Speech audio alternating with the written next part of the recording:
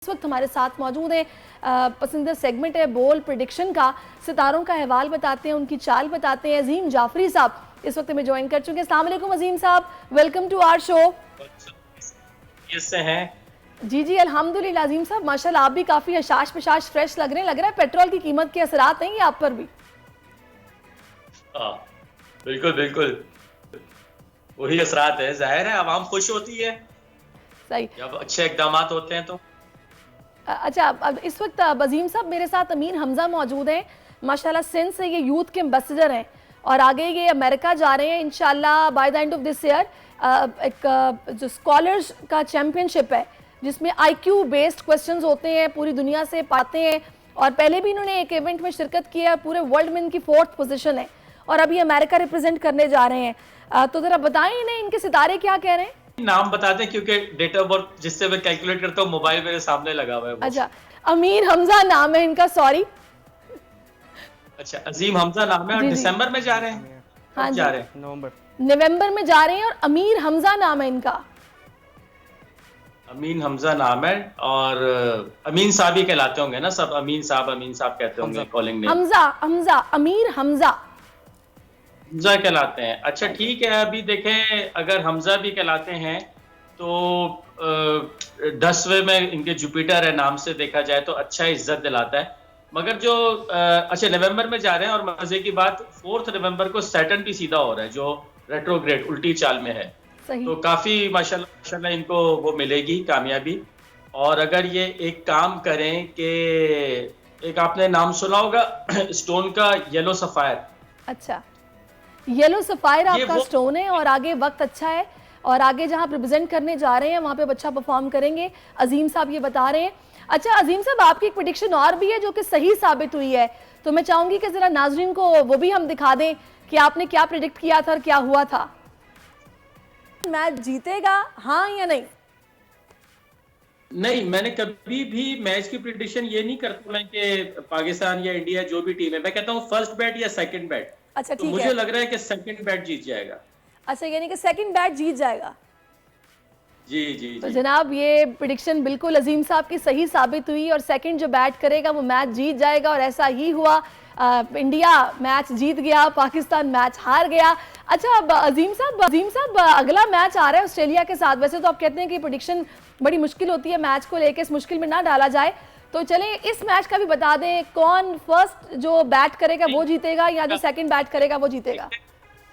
Match हो ना उससे एक दिन पहले ले लीजिएगा मुझसे उसका रिजल्ट। अच्छा चले जी, ठीक है। अच्छा अब मुझे अजीम साहब बताइएगा, पाकिस्तानियों के लिए अभी पेट्रोल तो माशाल्लाह सस्ता हो गया है, कुछ महंगाई में कमी वाकई होगी, एक्सपेक्टेशन है, तो क्या आप प्रिडिक्ट करेंगे आगे आने वाले हालात मजीद बेहतर होते चले जाएंगे या फिर ये वक्ती तौर पर है?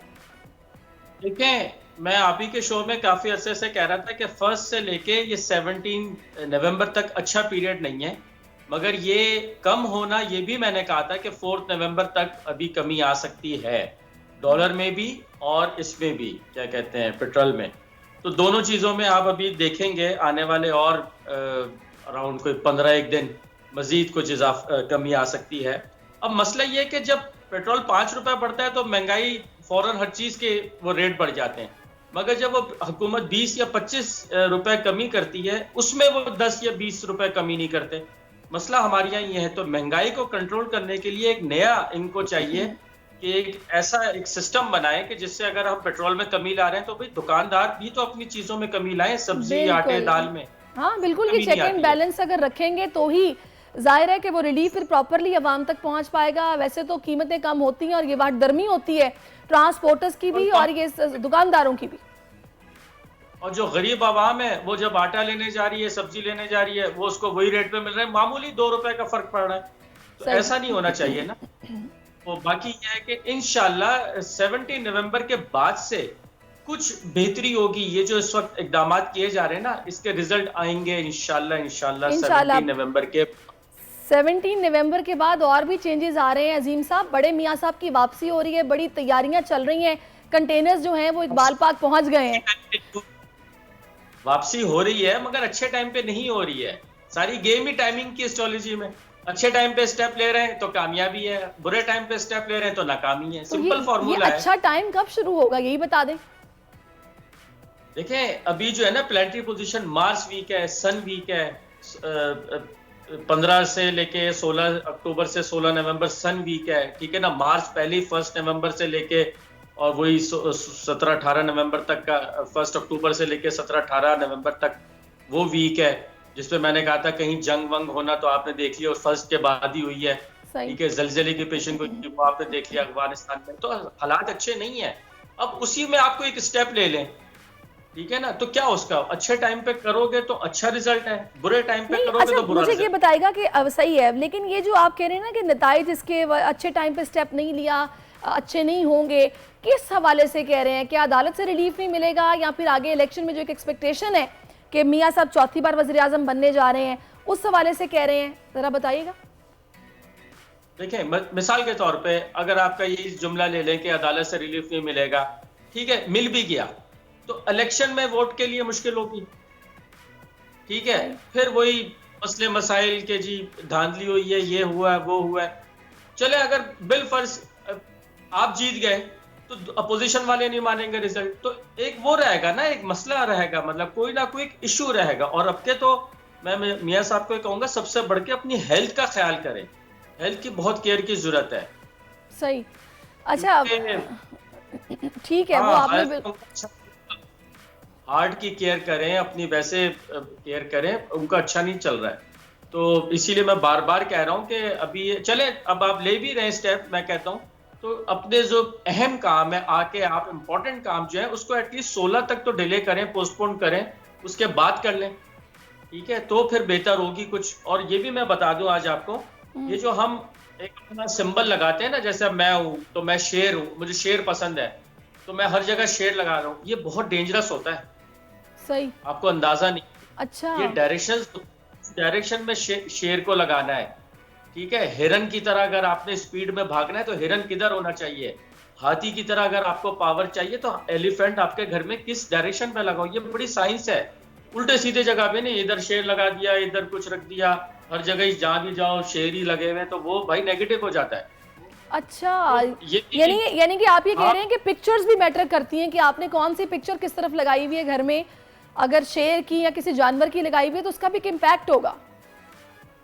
अरे इम्पैक्ट होता है, जब भी तो याद है वो पुराने जमाने में जब वो प्रेगनेंसी होती थी खवातीन को, तो वे बच्चों की अच्छी सी फोटो लगाते थे कमरे में, याद होगा आपको। वो तो ये बताते थे कि अच्छी शक्ल के बच्चे लगाओगी तो अच्छी शक्ल के बच्चे पैदा होंगे। हाँ, क्योंकि आप जब अच्छा देखते हैं, अच्छा वो होता है तो उसकी एक पॉजिटिव वाइब्स आती हैं। इवन क्या हल्की सी क्यों ले ले, अगर कोई घर में अच्छा नहीं लगाया होता तो आप कहते यार हटाओ यार, सर दर्द हो गया। सही, हर चीज का देखिए इम्पैक्ट है आपकी लाइफ में। हाँ, ऐसे नहीं है कुछ भी उठ के कुछ कर लिया, ठीक है, हाँ जी हम असर के टाइम वो सदका दिया था, बकरा कटवाया था, वो सब बैकफायर्स हो जाते हैं। सही, लेकिन चलिए अजीम साहब जाते जाते ये बता देंगे, मियाँ साहब आ तो गलत टाइम पे रहे हैं, आपने ये तो बता दिया कि अपनी सेहत का, अपने दिल का ख्याल रखें, तो फिर इस गलत टाइम में उठाए गए इक़दामात कुछ असर फिर गलत कम ही डालें, कोई सदका खैरात भी बता दें। देखिए सदका खैरात जो इस वक्त की प्लानिटरी पोजीशन के हिसाब से देखा जाए तो मतलब 16, आज टुडे 16 है, तो 16 से नेक्स्ट 16 तक ना आटा जितना हो सके, अगर आप आटा अफोर्ड नहीं कर रहे तो आप परिंदों को बाजरा दे सकते हैं, ठीक है ना। ये दो बहुत करें तो बहुत बहुत बहुत कमी आएगी। हाँ सही, बहुत शुक्रिया आपका अजीम साहब। बाकी मैच का आपने बता दिया कि प्रेडिक्शन आपसे एक दिन पहले ली जाए तो आप बताएंगे कि सूरत हाल क्या रहेगी। अलबत्ता आपकी लास्ट प्रेडिक्शन सही साबित हुई, इसके लिए आपको मुबारकबाद और thank you so much for your time. Subscribe करें और बेल दबाएं ताकि कोई खबर रह न जाए।